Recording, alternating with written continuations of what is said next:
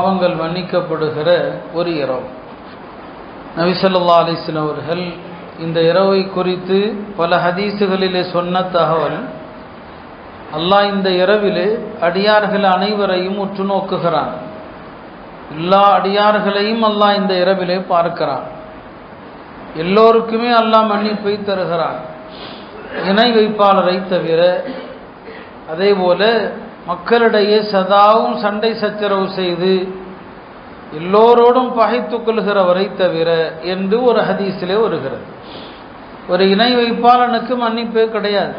அவர் என்னதான் உலகத்திலே நல்லறங்கள் செய்தாலும், தான தர்மங்கள் உதவிகள் செய்தாலும், ஒரு இணை வைப்பாளனுக்கு மன்னிப்பு என்பது கிடையாது. அவர்களுக்கு மன்னிக்கிற பேச்சே இடமில்லை. இந்த இரவுல முஸ்லிம்களிலும் அல்லாஹ் சிலரை மன்னிப்பதில்லை. எப்போதுமே பிறருடனான உறவுல ஒரு பகை வச்சுக்கிட்டே இருக்கிறவங்க.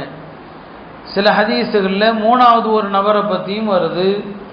யார் தன்னுடைய கீழாடையை கரண்டைக்கு கீழ் உடுத்தி கொண்டிருக்கிறாரோ அவர்களையும் அல்லாஹ் இந்த இரவிலே மன்னிப்பதில்லை என்று வருகிறது.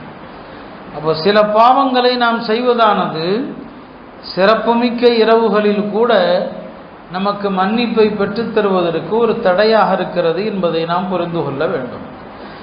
அருமையானவர்களே, அல்லாஹ் சுப்ஹானஹு வ தஆலா மனித இனத்தை எப்படியாவது மன்னிக்க வேண்டும் என்று தான் அல்லாஹ் நினைக்கிறான். முஸ்லிம்களை அல்லாஹ் தண்டிக்கணும்னு நினைக்கிறது இல்லை, அல்லாஹ் மன்னிக்கணும் என்று தான் நினைக்கிறான். எத்தனையோ ஹதீஸுகளை நாம் பார்க்கிறோம். சஹீஹ் புகாரில் வரக்கூடிய ஒரு நீண்ட ஹதீஸ். ஒரு நாள் சஹாபாக்கள் நபி ஸல்லல்லாஹு அலைஹி வஸல்லம் அவர்களிடம் கேட்பாங்க, நாங்கள் அல்லாஹ்வை பார்க்க முடியுமான்னு கேட்பாங்க. அப்படி அல்லாஹ் பார்க்க முடியும்னா அல்லாஹ்வை எப்படி நாங்கள் பார்ப்போம், கஷ்டப்பட்டா இல்லை எப்படி பார்ப்போம்னு சொல்லி கேட்டான். இப்போ அல்லாஹ் பார்க்கறது மறுமையில் எப்படி நடக்கும் அப்படிங்கிறத அதை இந்த உலகத்தில் நாம் புரிகிற மாதிரி சொல்ல முடியாது. நபி ஸல்லல்லாஹு அலைஹி வஸல்லம் அவர்கள் ஒரு உதாரணத்தை சொல்லி அழகா சொன்னாங்க. அல்லாஹ் மறுமையில் பார்ப்பீங்க, எப்படி பார்ப்பீங்கன்னு சொல்லும்போது, ஒரு மேகமூட்டம் இல்லாத இரவுல நீங்கள் சந்திரனை பார்ப்பதற்கு கஷ்டப்படுவீங்களான்னு கேட்டான். இப்போ நம்ம சந்திரனை பார்க்குறோம், கஷ்டம் இல்லாமல் பார்க்குறோம், கஷ்டப்படுவீங்களான்னு கேட்டாங்க. இல்லை. சந்திரனை பார்ப்பதற்கு ஒருத்தருக்கு ஒருத்தர் முண்டி அடிச்சுக்குவீங்களான்னு கேட்டான்.